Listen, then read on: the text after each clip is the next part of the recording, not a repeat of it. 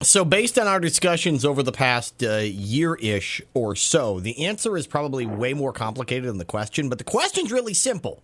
Should I sell, cash out, take the money, run, do whatever, or do I stay put and ride this out longer? Right. Yeah. The running part, I think that's where a lot of people are at. Just take the money and run, right? Wherever. It's up to you where you want to run to, but that is true. It's actually one of these. It's a brain teaser, no doubt about it. And at the end of the day, whether the market's up or down, it always comes back to this one question, and that is, what is the why? Why sell? Why would I want to do this? And certainly one reason is to, get a nice fat equity cash out based off your appreciation. But remember what I've always said, appreciation is just like fool's gold. It's just real estate's fool's gold is all that it is. And, sure, it's great. Let's say you made that $100,000 in appreciation. So here's the question. Are you disciplined enough to hold out for the perfect time to reinvest? That's just something to think about. The second one is, how are you going to figure out when that is? Good luck.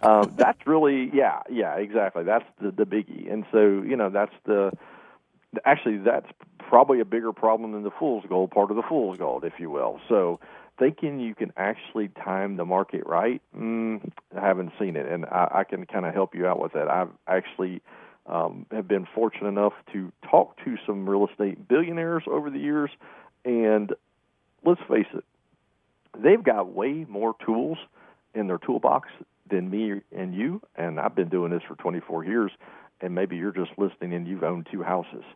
I can assure you they have more disposable resources than any of us put together, and they will tell you that they haven't got it figured out. And so that's just the hard truth of, it's kind of like the stock market. Same thing.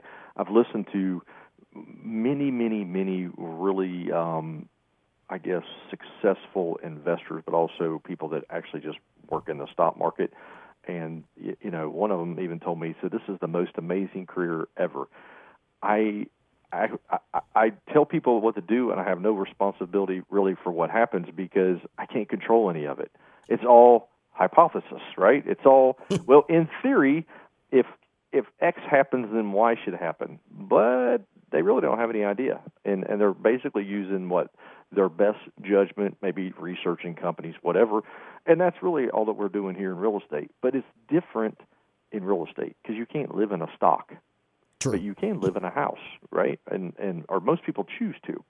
And so all the people that I've talked to hundreds of investors over the years, and really at the end of the day, it really comes down to making the decision that makes sense for your family, and that's really it. When it's the home you're going to live in, and which is really what we're talking about here. And some of them, say, hey, something just felt right, but on paper, yeah, it was pretty much a guess. And, hey, in some cases, the guess turns out right. But they definitely always say, had they waited and this or that would have had happened, and that could be good or bad, the point is they had no idea. So in a nutshell, sometimes they got it right and sometimes they got it wrong. And the only thing that really you can look back on is the history of, well, did it make sense? And then the other thing is, even when they timed it out right, they still didn't squeeze every single dollar out that they could have. And so there was still money left on the table almost 100% of the time. You're just never going to, time it out. So here's the big question then. So what? How long are you going to sit on the sideline? If you cash out and take your money out, how long can you sit out there and wait? Now, what I have found in the past is that actually this question depends on probably other members of the household. If you're married, is your spouse willing to give up the nest? And if so, for how long? I've had those conversations. We sold our home. We made a boatload of money, and this stupid thing just won't quit going. It won't go down, Jason. And we've been sitting on the sideline for a year, 2, 3, and we just give up, and we're going to just buy. And typically they end up buying even higher than it was before, right? Mm-hmm. That's just how it's worked, except for a very short period of time from like 2008 to 13. And then it was the other way, is how do I know it's at the bottom? Well, you don't, right? You don't. You just don't. And so, look, here's the deal. For most people, a home is nothing more. It's a safe place to raise the family. And truthfully, money really, other than your monthly budget, is really never factored in. And so let's just, assuming that you're like in my house, I have less than a 50% voting partnership, right? I'm a little swayed in one way or the other. Let's put it that way, Keith, right? But is disruption of your family worth X amount of dollars? And that's really what we're going to get down to. And most will say, no.